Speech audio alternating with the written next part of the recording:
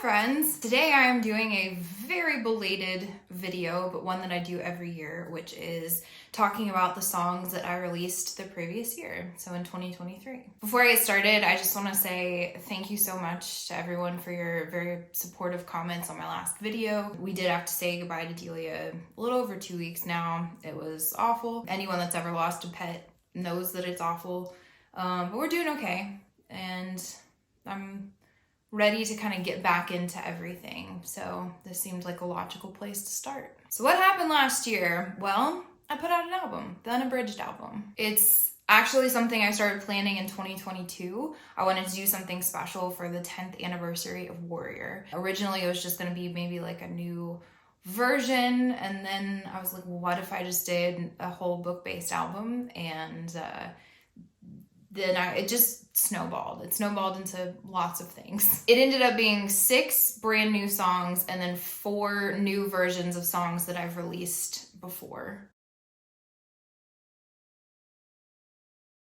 And the way that I released it was that I put out a new single every month, kind of the format that I've been doing for a long time now, because I wanted each song to have its own vibe and moment and aesthetic. And to determine what books I was going to write new songs about, I actually did a survey. I believe I did it on Instagram, and just kind of did an open-ended, like, what is your top book that you would want to see a song based on from me? The ones that you guys chose were Cruel Prince, something by V.E. Schwab, another Grishaverse song, something based on Crescent City, and something based on a song of Achilles. So the first release I did was in January, and it was called The Ghost Who Is Still Alive, and it's based on The Invisible Life of Addie LaRue by V.E. Schwab. I am the whisper of a memory.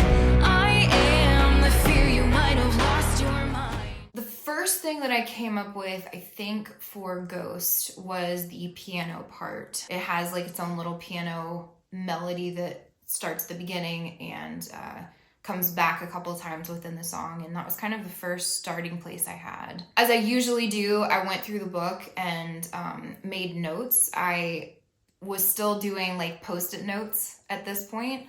I've since switched over to like having a Google Doc and doing it that way, just because I hate taking off the post-it notes because I'm like, oh, memories, but also like it doesn't look great on my bookshelf. So I've since moved over to a different way of notating. This was when I was still doing post-it notes. But I got some solid ideas together and took it into the studio, and I didn't really have any particular production direction that I knew I wanted to go in. Like, I knew I wanted it to be kind of like creepy because, you know, it's got ghost in the title. But sometimes I'll go into the studio and I'll have like specific ideas. But for this one, I didn't really have much to go on. And it was interesting because I feel like with some songs that we do, we very early on feel great about the production. And then some songs, it takes almost until the end to really feel solid about it. And this was one of those where there were a lot of individual elements that we really liked, but it didn't really feel like it fully gelled together until the very end. We ended up starting with kind of the creepy piano, brought in some cool like electric guitars.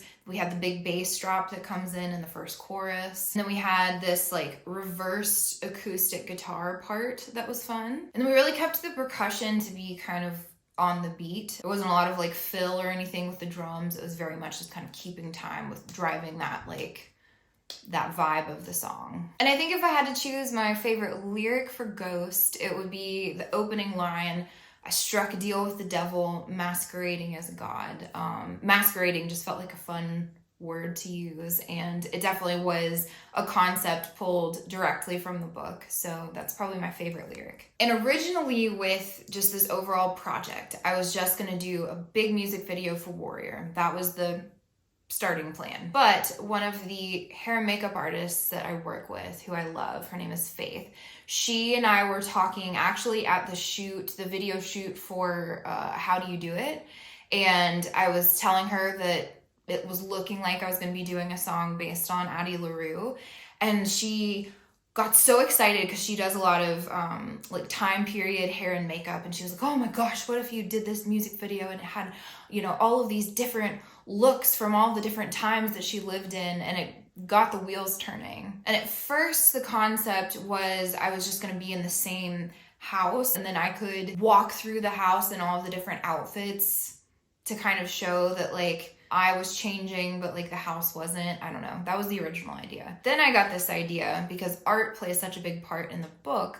I was like, what if it was artwork of me that came to life, a la Harry Potter or the episode of Gilmore Girls where they do the living artwork. And I had this idea of how it could potentially be executed without doing any kind of special effects, where if we had a wall and we had the frame cut out, and then I was behind the frame, and then we had a backdrop behind me, I thought maybe that could achieve the like depth and the look like it was art come to life. And so I was referred to this fantastic director and videographer, Jimmy Naples. I got to work with him later again on the music video for Tempting Fate, but this was the first time I had worked with him. And so I kind of told him my idea and said, do you think this is achievable? And he said, yes, I do. So he hired a set designer, Amanda Alberta, who I've actually worked with before. She did the set design for In the End, the music video. And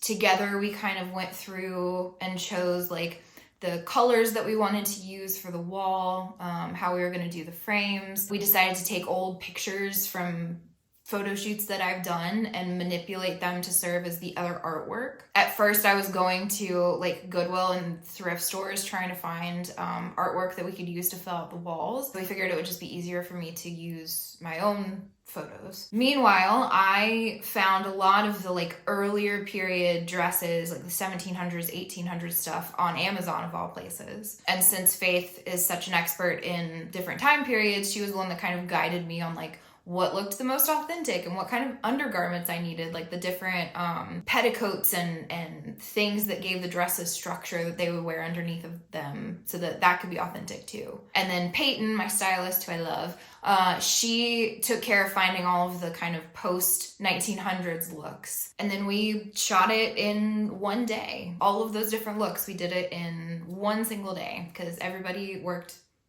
wonderfully together and was very like efficient. It was just a good experience. And I think a lot of the time with music videos I've done, it hasn't turned out like I pictured it in my head, but it's usually because it's better. But this turned out exactly how I imagined it. I think it's like so visually cool, and I'm just really proud of it. In February, I released Cold Blooded based on The Cruel Prince by Holly Black. On my own, my power uncontrolled, it's intoxicating, and I can't satisfy this craving.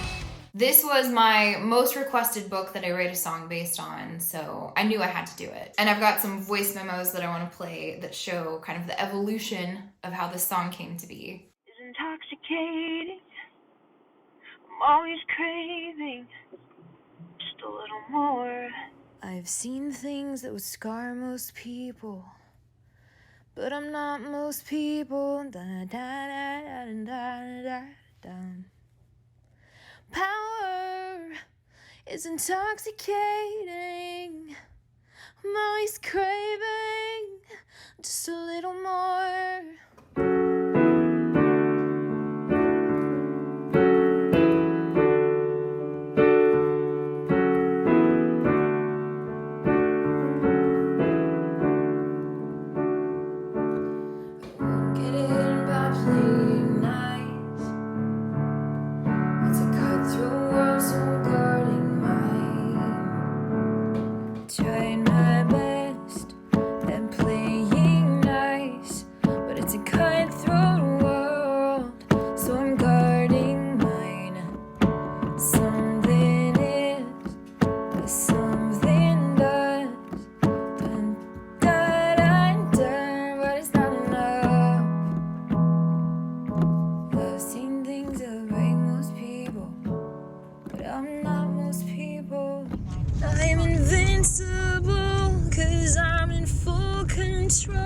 It's intoxicating, I can't satisfy this craving.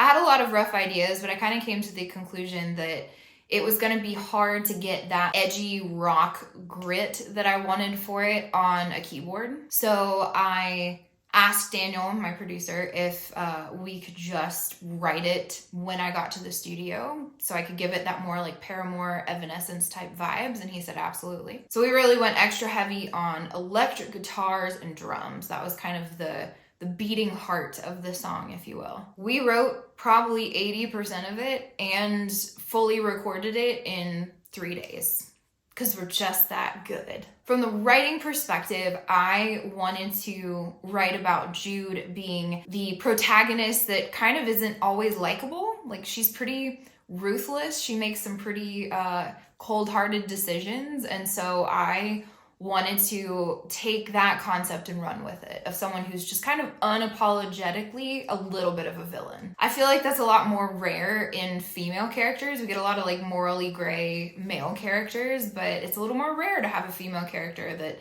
you could argue is morally gray. So that was a fun perspective to write. My favorite lyric from Cold Blooded is, "I've seen things that would break most people, but I'm not most people." It just felt like such a cool mic drop moment. Yeah, it felt good. And just like Everything But Warrior, I didn't have an intention to do a music video, but I did think that it would be really fun to have a full band moment for a music video. I never really get to play music with other people, and technically this wasn't really me doing that because we had everything unplugged. But I thought it would be really fun to bring in people that I love and have worked with a lot as my backing band. So it was my husband Mark on bass and Daniel, my producer, on guitar, and then Thomas, who is a friend of mine that he has done tons of lyric videos and music videos for me before, since, gosh, we're going on like 5 years of working together, and he was on drums. And then I worked with another videographer that I hadn't worked with before, except for I did another video with him the previous day, which I'll talk about. We did 2 music videos together in 2 days. It was fun. And his name is Adam Settle, and he did a great job. It was a lot of fun to work with him. And then I brought in Madison, who is one of my hair and makeup artists that I've worked with for a long time. And so she did my hair and makeup look for it. And it was just a really fun day on set, just being with people that I really like. In March, I put out Sacred Oath, which is a song based on Crooked Kingdom by Lee Bardugo. Won't you stay?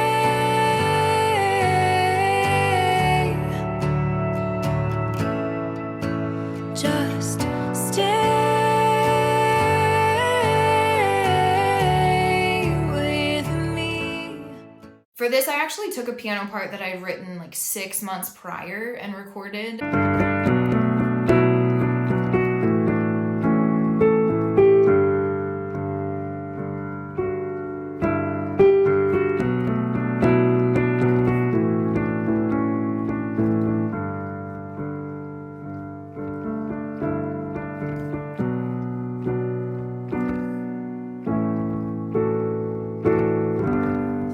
And just didn't have like an immediate use for it, which happens sometimes. It had stayed with me, and it just felt like the right kind of sad for the song. So I finally got to use it after waiting patiently. Since I was doing another song based on the Six of Crows Crooked Kingdom duology, Hard to Kill is so like ruthless and goes so hard that I really wanted to do the polar opposite and do something really like soft and gentle and sad. I didn't take a ton of notes when I was writing and like getting my ideas together for this song. I just kind of more went with the overarching concept of losing someone too soon.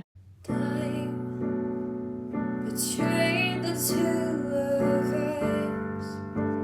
It was never on our side. We never got enough.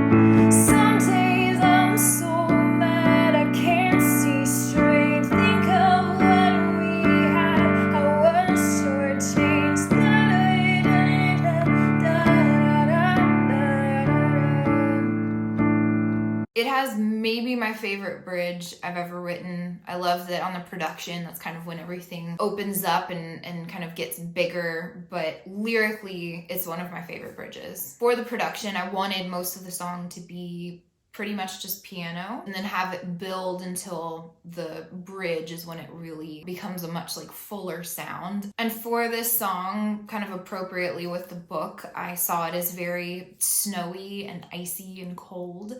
And so we were able to find this place that has this like beautiful baby grand that's white. And I knew that I wanted to shoot it there. So we were able to create this effect between like the white piano, and I think it had like white walls and some blue lighting to give it that frosty look that I was going for. And this is the Nashville trip where I somehow convinced myself it was a good idea to shoot 3 music videos in 2 days. I did Sacred Oath one day, and then the next day, during the day, I did Cold Blooded, and at night, I did the Worst Betrayal. It was a lot.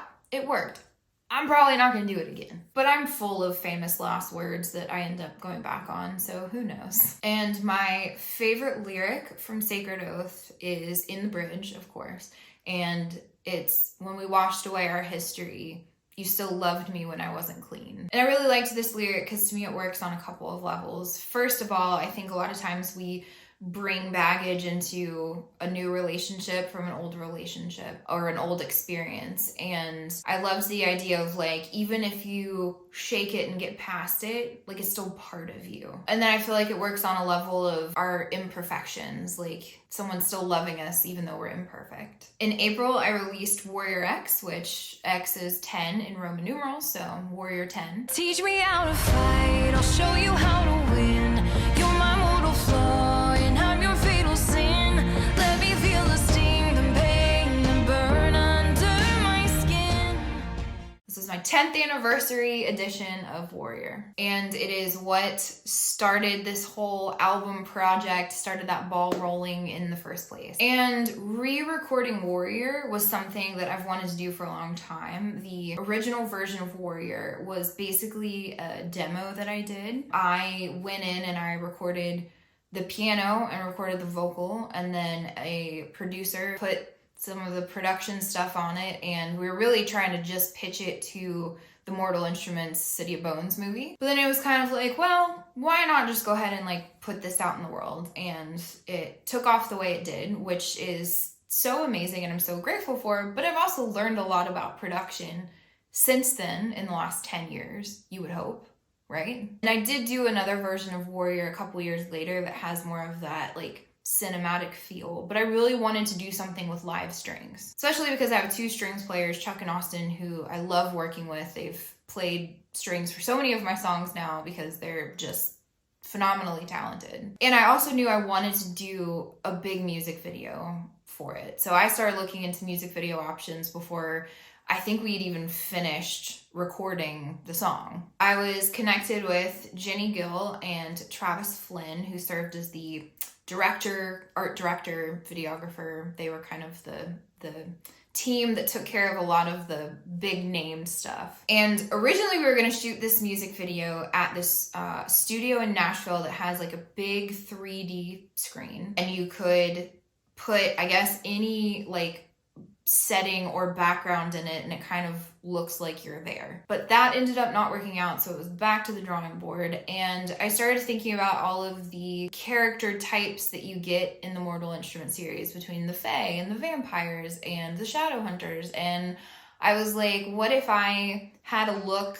and a situation that represented each one of those? Just like with everything I do, it was very ambitious. We were doing 5 different setups, 5 different looks in one day. We had a previous day before to do some set building and preparation, but the majority of it was that one day shoot. It was a long day. But it was a great day. It was the most professional feeling thing that I think I've probably ever done. I remember sitting there on the bed, which was the first setup that we did was the bedroom, and having all of these lights on me and all of these people that were working on my project, and we're getting ready to do like the first take. And I just remember telling myself, pretend like you know what you're doing. But the hair and makeup looks that Faith did were phenomenal. The styling work that Peyton did was phenomenal. Every single person that worked on that set was amazing, and I'm so grateful to all of them for creating this beautiful video with me. And of course, my favorite lyric from Warrior is "You're my mortal flaw and I'm your fatal sin." In May, I released The Worst Betrayal, which is based on the Crescent City series by Sarah J. Maas. Nobody talks a bigger game than me, spins their half-truths quite as convincingly, but you knew exactly what would hurt the most, and you dealt me the final blow. And I have some voice memos from that song. Nobody talks a bigger game than I do, this convincing and telling things and half-truths.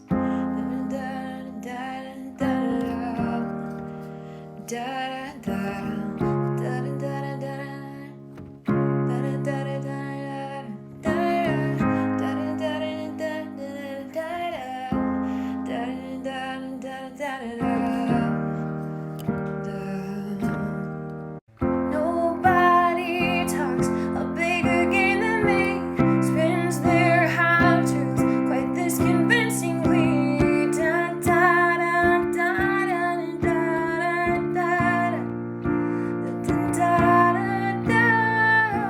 If deception is an art form, you're looking at a fucking connoisseur. Nobody talks a bigger game than me, spins their half-truths quite as convincingly. Shaky hands, heavy heart, one breath away from falling apart. It's my best kept secret. Built a house made of glass, then let you close enough to see the cracks.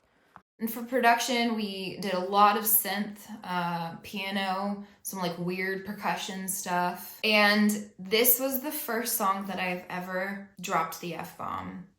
And some people were not very happy with that. But again, it felt very appropriate to the book series, and it was an artistic choice. And I have so many other songs, most of my other songs, that do not swear. So I'm just like, I don't know, few people got like really disproportionately mad about it. And I was just like, just let me do my thing, damn. And I remember that I was working on writing it while I was filming the Warrior music video, which would have been November of 2022. And one of the gals that was working on the video, we got to talking about Sarah J. Maas, and I remember telling her about the lyric that I had come up with, which is my favorite lyric, which is, if deception is an art form, you're looking at an effing connoisseur. Except I didn't say effing. And it's funny with this one that it did go through some like noticeable like rhythm and structural changes from when I first started recording voice memos from it. And this was the third music video that I shot in 2 days. We basically just went around downtown Nashville and filmed in a lot of like parking garages and like rooftop parking decks. I shot this one with Thomas, and Mark came and kind of ended up being like the PA for it, like helping out. And then Thomas had this really creative way of making it look like I was driving, where it was like this long light pole that had lights on either side. And Mark held it, literally turned in circles with it so that it was spinning. And that's how we created that, like, where it feels like I'm driving. So I'm sitting in the car, Thomas is shooting from outside, and the poor Mark, what a trooper, is just like turning circles with this light. And I thought it really looked like I was driving. I also ended up, I had cut my finger previously and didn't want to have a Band-Aid on because I didn't want it to be noticeable. And I accidentally like reopened the cut. And so we were on like a rooftop parking deck, and I'm just trying to not bleed on this white dress that I'm wearing. And so Mark had to like go down to the very bottom and try and figure out, like, trying to get a Band-Aid as I'm just bleeding. It was a little bit of a chaotic moment, but I think the video turned out great. In June, I released Tempting Fate based on A Song of Achilles by Madeline Miller. Why are you tempting fate?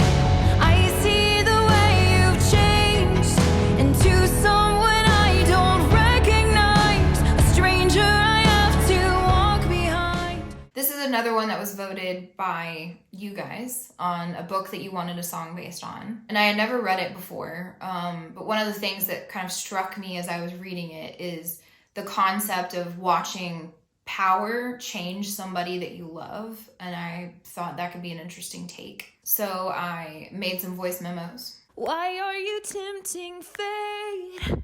Don't make me watch you change into someone I don't recognize.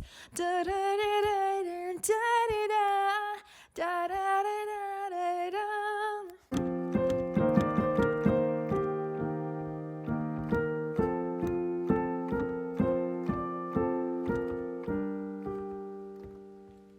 I have been perfectly content watching from the wings as you become the legend you aspire to be.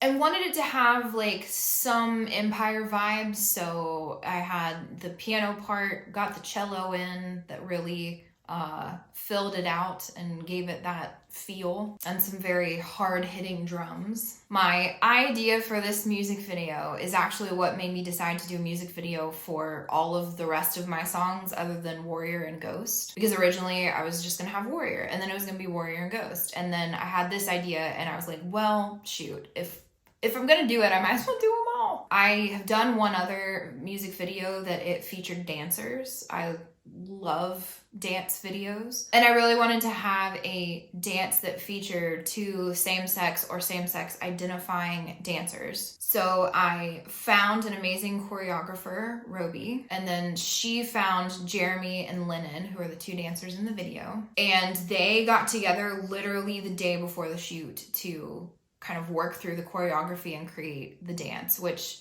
is mind-blowing to me. I would need months of preparation for mediocrity, but they're just professionals and fantastic at what they do. 24 hours of prep, they had a beautiful finished product. And for this video, I got to work with Jimmy and Amanda again, the director and the set designer. And it is very hard to find places to film that have a piano. So we actually ended up getting an old piano that somebody was getting rid of, and covered it in all of this like moss and lights. And Amanda did such a beautiful job creating the look for the piano, because I really wanted to have kind of a golden feel. Gold and kind of greens were what was in my head, and so yeah, we really achieved the look that I wanted. And Faith, of course, made some headpieces, because I thought it'd be really cool to have like a neat headpiece. And so she actually came in with a couple of options and then ended up combining several of the options to create the final headpiece that I wore. Just overall, I thought it was a really lovely way to finish out my set of music videos. My favorite lyric for Tempting Fate is, "You are so vividly alive, I often think the sun must be jealous that you burn more beautifully." And so between those 6 songs and then some reimagined versions of a couple of my other existing songs, that was the unabridged album, and I thought I was done there. But I was not. I then released what I call double feature with 2 songs based on Fourth Wing, What Do You Make of Me, and Dangerous Hope. You told me I was broken, that I never even stood a chance, and I don't want to hurt you, but I'm gonna fight to keep the upper hand.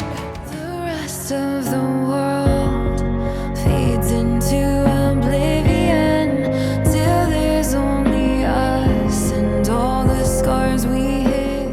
And I ended up doing a double feature because I couldn't decide which aspect I wanted to write about, so I wrote both. And I actually started writing them in May of last year and thought maybe I was gonna try and get them into the album, but it just didn't end up working out that way, so I decided to give them their own moment. I essentially wrote them like simultaneously. So what do you make of me? What do you make of me now? Will you stand there and let me bleed? Stand there and let me bleed out. You'd rather clip my wings than ever let me fly. I know it's safer on the ground, but baby, I was born to be up in the skies. I'm not some fragile little thing you get to hide away. It's not your job to keep me safe.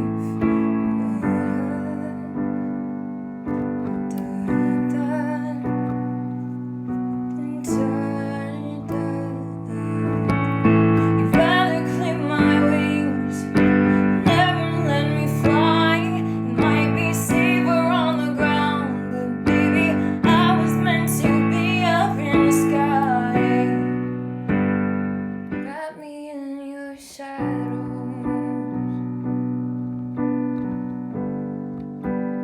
Da-da-da-da-da.